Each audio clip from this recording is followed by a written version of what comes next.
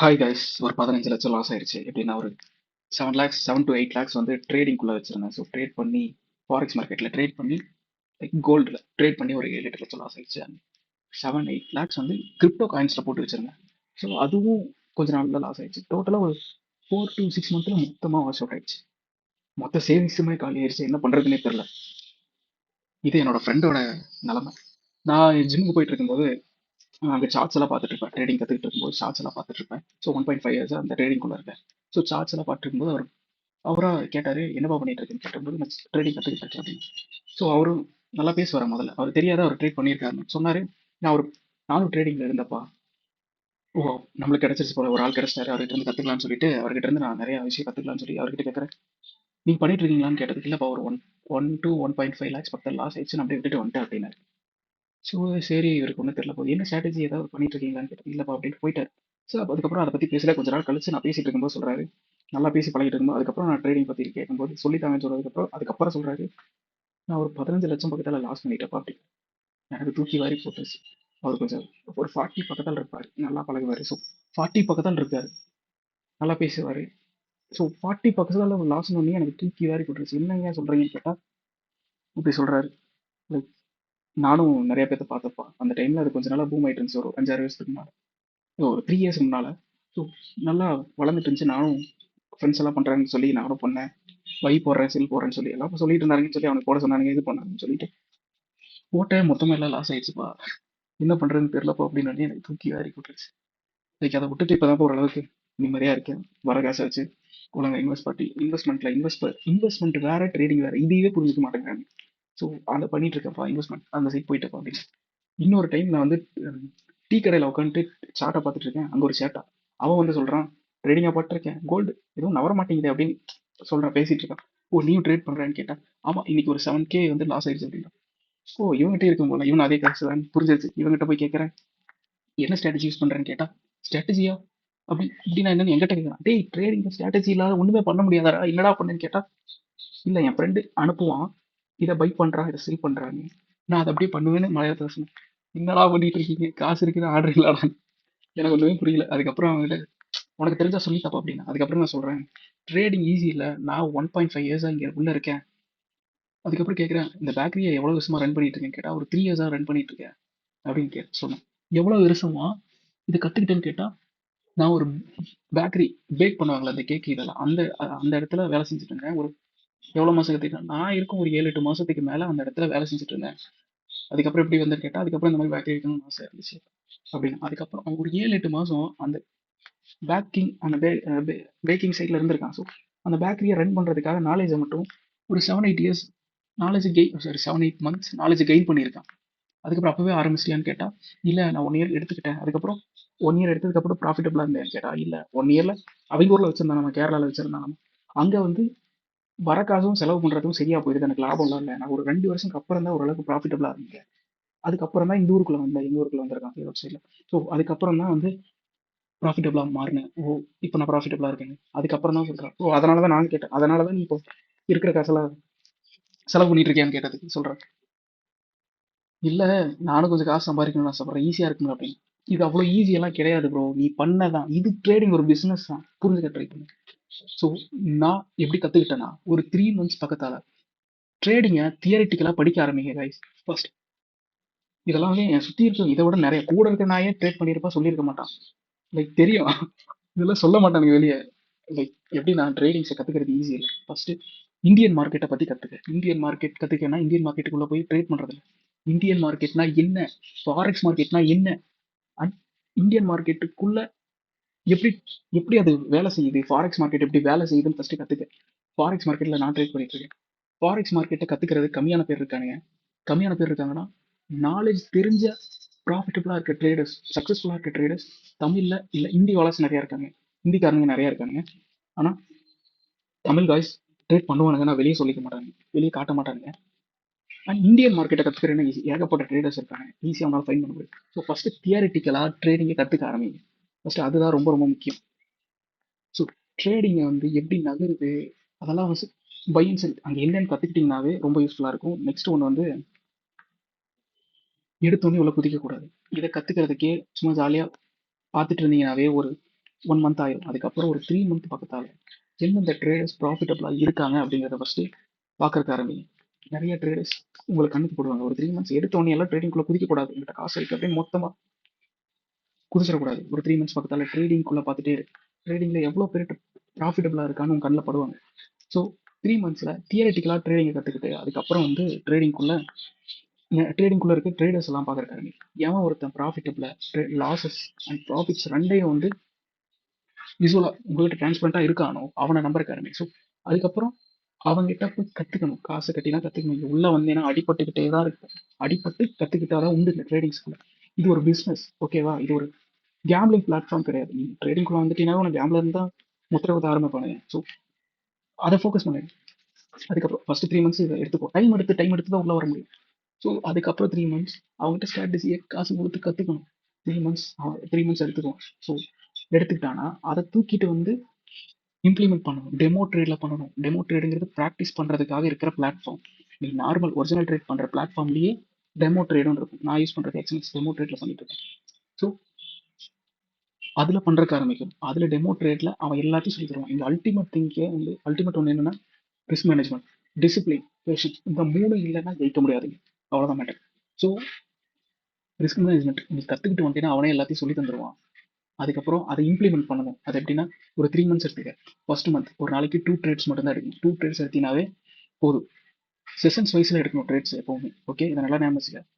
Sessions வைஸில் London session அவனே நிறைய சொல்லி தந்திருப்பான். லண்டன் செஷன், நியூயார்க் செஷன் இருக்கும், ஆசி செஷன் இருக்கும். ஆசி செஷன்ஸில் அந்த அளவுக்கான மூமெண்டம் இருக்காது மேலே கீழே.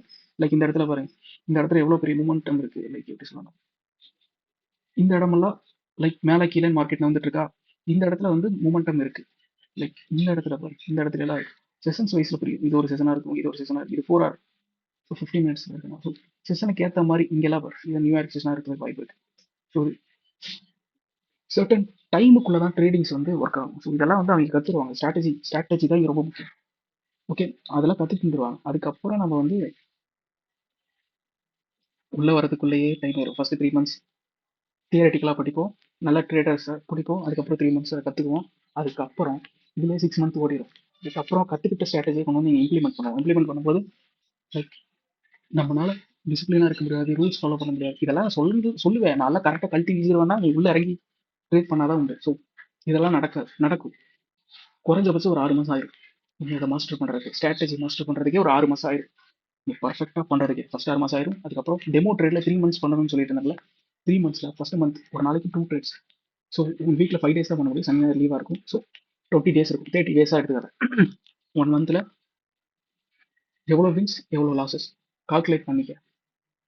அண்ட் நெக்ஸ்ட் மந்த்தும் இதே மாதிரி பண்ணு. 3 மந்த்துக்கான டோட்டலாக ஆவரேஜ் பண்ணி பார்த்தீங்கன்னா ப்ராஃபிட்டபிளாக இருந்தீங்கன்னா இல்லைன்னா இன்னொரு 3 மந்த்ஸ், இன்னொரு 2 மந்த்ஸ் எக்ஸ்ட்ரா எடுத்துக்க. ஓகே, ஸோ அதுக்கப்புறம் தான் ஒரிஜினல் ட்ரேட்குள்ளே போகணும். ஸோ இதே ஒரு 3 மந்த்ஸ், அது ஒரு 3 மந்த்ஸ், ஃபஸ்ட்டு ஒரு 3 மந்த்ஸ் தியரட்டிக்கலாக படிச்சுட்டு இருப்பேன், நல்ல ட்ரேடர் பிடிப்பேன். அடுத்து ஒரு 3 மந்த்ஸ் வந்து ஒரு கரெக்டான ஸ்ட்ராட்டஜியை கற்றுக்குவேன். அதுக்கப்புறம் ஒரு 6 மந்த் வந்து அதை டெமோ ட்ரேடில் இம்ப்ளிமெண்ட் பண்ணுவேன்.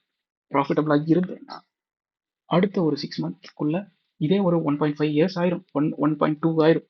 அதுக்கப்புறம் வந்து சின்ன சின்ன அமௌண்ட்ஸ் யூஸ் பண்ணலாம். இல்லை அப்படின்னா டேரெக்டாக ஃபண்டட் அக்கௌண்ட்ஸ் இருக்குது. ஃபண்டட் அக்கௌண்ட்ஸ் வந்து ஒரு 3000 ரூபா கொடுத்தீங்கன்னா ஒரு 5K அக்கௌண்ட் தருவோம். 5K அக்கௌண்ட்டுங்கிறது $3,000 கட்டினீங்கன்னா ஒரு 50,000 ரூபாய்க்கான அக்கௌண்ட் மாதிரி கொடுப்பான்.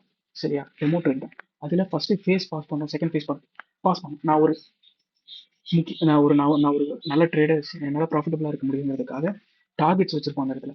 ஸோ அதெல்லாம் பாஸ் பண்ணிட்டீங்கன்னா வெறும் 3000 ரூபாய்க்காக ஃபேஸ் 1 ஃபேஸ் 2 பாஸ் பண்ணுறது ரொம்ப ரொம்ப கஷ்டம். இப்படி பண்ணி பாஸ் பண்ணதுக்கப்புறம் அவன் 5K அக்கௌண்ட் கொடுப்பான். அதுக்கப்புறம் நீ அதில் ப்ராஃபிட் பண்ணுறது தான் பெஸ்ட் ஐடியா. அதர்வைஸ் நீ சின்ன சின்ன அமௌண்ட்ஸ் போட்டு ப்ராஃபிட்டபிளாக இருந்தீங்கன்னா அதை வச்சு பெருசு பண்ணி அதுக்கப்புறம் ப்ராஃபிட்டபிளாக மாறு. ஓகே, இதெல்லாம் பண்ணி முடிச்சு நீ ப்ராஃபிட்டபிள் ஆகிறதுக்குள்ளேயே 2-3 years காலி ஆயிரும். 2-3 years காலி ஆயிரும். குறைஞ்சபட்சம் 2.5 3 years காலி ஆயிரும். இது நான் யாருக்காக சொல்கிறேன்னா லைக் ஃபுல் டைம் ட்ரேடர்ஸ்க்காக சொல்கிறேன். குறைஞ்சபட்சம் 2.2 years ஆயிரும், 2.3 years ஆயிரும். பார்ட் டைமாக நீ பண்ணுறேன்னா உனக்கு 3 years ஆயிரும். 2 years எங்களுக்கு ஆகுது, ஃபுல் டைம் ட்ரேடர் ஆகுதுன்னா 3 years ஆயிரும், 3-4 years ஆயிரும். உன்னால் இந்த டைமை கொடுக்க முடிஞ்சால் மட்டும் ட்ரேட் பண்ணு. இது ஒரு பிஸ்னஸ். இது குயிக் ரிச் ஸ்கீம் மாதிரி உள்ள வந்தோடனே ப்ராஃபிட்டபிள் எல்லாம் யாருக்கவே முடியாது. ப்ளீஸ் புரிஞ்சுக்க, இது ரியாலிட்டி கிடையாது. உன்னால் இந்த டைமை பண்ண முடியும்னா பண்ண முடியாது. என் ஃப்ரெண்ட்ஸ் கேட்பா, டேய் நீயும் ட்ரேடிங்குள்ள போயிட்டு இல்லை நானும் வரட்டா அப்படின்னு கேட்டா, ஈஸியாக 4 ஸ்ட்ராட்டஜி கிரியேட் பண்ணிக்கிறேன்டா அப்படின்பா. ஒரு மயிரும் தெரியாது, சொன்னா கற்றுக்கவும் மாட்டான். ஆனால் காசு உள்ள போட்டு வேஸ்ட் பண்ணிட்டே கிடக்குறேன். ஸோ அவருக்கு சொல்கிறேன், அவர் ஒரு மளிகை கடை வச்சிருக்கான்னு வச்சுக்கிறேன். ஸோ ஒரு மளிகை கடை நான் வைக்கிறேன்னு வச்சுக்கிறேன். ஒரு 5 lakhs என்கிட்ட இருக்குதுனால ட்ரேட் பண்ண முடியாது, 5 lakhs போட்டு பண்ண முடியாது. அவனுக்கு தான் தெரியும், அவனுக்கு எந்த பொருளை எவ்வளோவில் விற்கணும்னு தெரியும். ஒரு பொருள் கம்மியாக வச்சாலும் அப்போ தான் பொருளை வாங்குவாங்க. என்னென்ன பொருளை என்னென்ன விலையில விற்கணும் ஒரு மயிரும் தெரியாது எனக்கு. என்கிட்ட காசு இருக்குன்னு உள்ள கடையை போட்டு உட்காந்தோன்னா ப்ராஃபிட்டபிள் ஆகுதுன்னு நினைக்கிறேன். வாய்ப்பே இல்லை. அதுக்குன்னு அதோட டைம் எடுத்துக்கும். 2 years ஆகும், 3 years ஆகும். அண்ட் சைக்காலஜின்னு இங்கே ஒரு பெரிய அசுரனே இருக்கும். ஸோ ஸ்ட்ராட்டஜி கற்றுக்கிறது ஒரு 6 month ஆயிரும்னு வச்சுக்க. அதுக்கப்புறம் இந்த சைக்காலஜி ஃபிட் பண்ணுறதுக்கு 3 months, ஈவன் இயர்ஸ் கூட ஆகலாம். நான் பார்த்து இவங்கெல்லாம் ப்ராஃபிட்டபிளாக இருக்கணும், நான் நல்லா நாலேஜாக இருப்பாங்க, அவங்க ப்ராஃபிட்டபிளாக இருக்க மாட்டாங்க இந்த இடத்துல, இந்த ட்ரேடிங்குள்ள. அவங்களுக்கு 3-4 years ஆயிருக்கும், நல்லா அனலைஸ் பண்ணுவாங்க, நல்லா பண்ணுவாங்க, ஆனால் ப்ராஃபிட்டபிளாக இருக்க மாட்டாங்க. இங்கே இதையெல்லாம் கற்றுக்கிட்டு வந்துச்சுன்னா மார்க்கெட் கண்டிஷன்ஸ் ஒன்று இருக்கு. 1 month மார்க்கெட் கண்டிஷன் நல்லா இருக்கும். 1 month இந்த இவர் அந்த மஞ்சள் கலர் இதுக்குள்ளே இருக்கிற மாதிரி ஆயிரும். இந்த ஃபுல்லாக வந்து கன்சல்டேஷன்லேயே மார்க்கெட் இருக்கும் 1 month. நான் காட்டுறேன். 1 month வந்து கன்சல்டேஷனில் இருக்கும் மார்க்கெட். 1 month கன்சல்டேஷனில் இருக்கும். ஸ்ட்ராட்டஜி மட்டும் கற்றுக்கிட்டாலும் அது கிடையாது நண்பர்களே, ரொம்ப கஷ்டம் நண்பர்களே ட்ரேடிங். இது ஒரு பிஸ்னஸ் நண்பர்களே. உங்களை போட்டு கொன்னது இந்த இடம் தான். 2025 எடுத்த சர்வேல படி ஏதோ சார்ஜிபியில் பார்த்தேன். ஃபர்ஸ்ட் 6 monthல குயிட் பண்ணவங்க நிறைய பேர் இருக்காங்க. 2025 பூம் ஆச்சு. ஸோ 2025 ஃபர்ஸ்ட் 6 மாதத்துல குயிட் பண்ணவங்க நிறைய பேர் இருக்காங்க. அடுத்த 6 மாசத்துல லாஸ் பண்ணவங்க நிறைய பேர் இருக்காங்க. ஸோ டோட்டலாக இந்த வருஷத்துல 1000 பேர்த்துல 100 பேர்த்துல 3 பேர் ப்ராஃபிட்டபிளா இருக்கான். ஒரு 10 பேர் பிரேக் ஈவன்ல இருக்கான். அவ்வளோதான். மிஸ் இருக்க எல்லாம் குவிட் பண்ணிட்டாங்க, லாஸ் பண்ணிட்டாங்க. So it's not easy. So first learn பண்ணேன், அதுக்கப்புறம் ப்ராஃபிட்டபிள் ஆகும். அவ்வளோதான் விஷயம். ஒரு 3 years உன்னால இதில் ஸ்பெண்ட் பண்ண முடியும்னா நீ ப்ராஃபிட்டபிள் ஆகலாம். இல்லைன்னா இது உனக்கான இடம் கிடையாது. ப்ளீஸ் இது பண்ணாத. வேற ஏதாவது உனக்கு பிடிச்ச வேலையை பாரு. இன்வெஸ்ட்மெண்ட் சைடில் போ, சம்பாரி. இந்த மாதிரி ஆளு மாதிரி 15 லட்சம் கொடுத்து லாஸ் பண்ணாம டொனேஷன் பண்ணாம அவன மாதிரி பண்ணாதீங்க. ஜஸ்ட் சம்பாதிக்கிறீங்கன்னா இன்வெஸ்ட்மெண்ட் பண்ணுங்க. மியூச்சுவல் ஃபண்ட்ஸ் அது மாதிரி நிறைய நாலேஜ் இருக்கு, யூடியூப்ல கற்றுக்கணும். ஸோ அங்கே ஒவ்வொரு வருஷமும் 7% இன்ஃப்ளேஷன் ரேட் இருக்கு, தெரியுமா தெரியாது இந்தியாவுக்குள்ள. எனக்கு தெரிஞ்ச அளவுக்கு சொல்கிறேன். இந்த வருஷம் போய் ஒரு ஃபேனை 1000 ரூபாய் கொடுத்து வாங்குறேன்னு வச்சுக்கேன், அடுத்த வருஷம் நீ 1770 ரூபா கொடுத்து வாங்கணும். 7% இன்ஃப்ளேஷன் ஒவ்வொரு டைமும் நடக்குது, ஒவ்வொரு வருஷமும் நடக்குது. இப்போ ஒரு பொருளை 10,000 ரூபாய்க்கு வாங்கிட்டு வரேன், ஒரு பீரோவை வாங்கிட்டு வரேன்னா அடுத்த வருஷம் 10,700 ரூபாய்க்கு வாங்கிட்டு வரணும். அடுத்த வருஷம் ஒரு லட்ச ரூபா கொடுத்து ஒரு பொருள் வாங்குறேன்னா அடுத்த வருஷம் நீ இந்த வருஷம் 1 லட்ச ரூபா கொடுத்து ஒரு பொருள் வாங்கணும், அடுத்த வருஷம் 1,07,000 ரூபாய் கொடுத்து ஒரு பொருளை வாங்க வேண்டியது இருக்கும். பணம் தன்னோட மதிப்பை இழந்துகிட்டே இருக்கு. ஸோ இந்த மாதிரி இன்ஃப்ளேஷன் ரொம்ப ரொம்ப முக்கியம். சேவிங்ஸில் 1 லட்ச ரூபா சேவ் பண்ணி வச்சிருக்கேன், எஃப்டில எல்லாம் போகக்கூடாது. 6% தான் இன்ஃப்ளேஷன் ரேட் இருக்குன்னு சொல்றாங்க. ஸோ இதெல்லாம் படிக்கிற காரணம். எந்த ஒரு விஷயத்தை எடுக்கிறதுக்கு முன்னாடி நாலேஜ் இல்லாமல் ஒரு விஷயத்தை எடுத்துக்காதீங்க. ஸோ பிகினர்ஸ் ரொம்ப இதை கற்றுக்கணும். எனக்கு தெரிஞ்ச knowledge, I'm not a severe register. So எனக்கு தெரிஞ்சதை நான் அடிப்பட்டதை சொன்னேன். ஸோ தேங்க்யூ ஃபார் வாட்சிங்.